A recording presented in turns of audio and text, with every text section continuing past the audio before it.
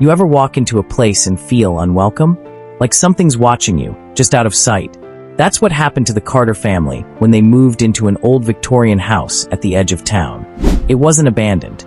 It wasn't creepy looking. But the air inside, it felt wrong. The youngest son, Lucas, ran ahead, excited to pick his new room. Lucas calling out from upstairs. "Dibs on this one." His parents smiled until they saw which room he chose. It was the smallest room at the end of the hall. And for some reason, it was freezing. That first night, Lucas was exhausted. He burrowed under the blankets and drifted off. Until, whispers, "Come play with us." His eyes flew open. Then, soft, slow tapping, coming from inside the wall. Lucas holds his breath. The room was empty. After a long moment, the tapping stopped. Lucas closed his eyes. Maybe he imagined it. But the air around him felt colder. The next morning at breakfast, Lucas told his parents, "I heard whispering last night." Mom, smiling, dismissive. "Sweetie, old houses make noises. It's just the wind." Dad chuckling, "Ghosts don't whisper, bud. They rattle chains." But Lucas wasn't so sure. That night, he kept his lamp on, just in case. But it didn't help. The whispers came back. Louder. Whispers hushed. "You shouldn't be here." Lucas's breath hitched. He pulled the blankets tighter around himself. That's when he saw it. In the corner of the room. A shadow. Tall. Motionless.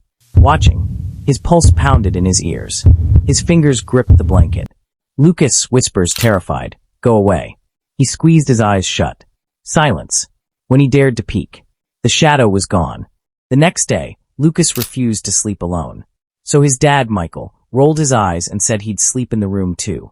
Michael, joking, climbing into bed, "See? Nothing to be scared of.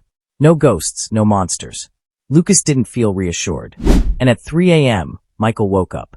At first, he didn't know why. Then, he heard it. "Get out before he wakes up." Michael sat up fast. "Dad, do you hear that?" Then came the scratching. Slow, deliberate. Something was carving into the wall. Michael grabbed his phone and turned on the flashlight. The beam hit the wall, and his breath left his body. Words were etched into the paint, fresh scratches still flaking. "Get out before he wakes up." Then, a sudden, heavy thud from inside the closet. The air turned ice cold. The light flickered. And from inside the closet, a deep, ragged exhale. Michael moved slowly toward the closet, reaching for the handle. The second his fingers touched it, the door creaked open on its own. The flashlight flickered.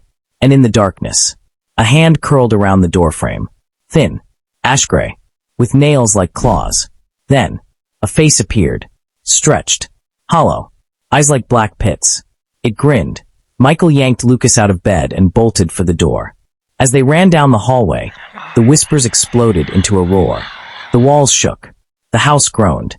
They didn't stop running until they were in the car, speeding away. They never went back. Days later, in their new apartment, Michael finally started to relax. Until, one night, at 3 a.m., he woke up. The room was silent, but the air felt wrong. Cold. He swallowed hard. Listened. Then, soft.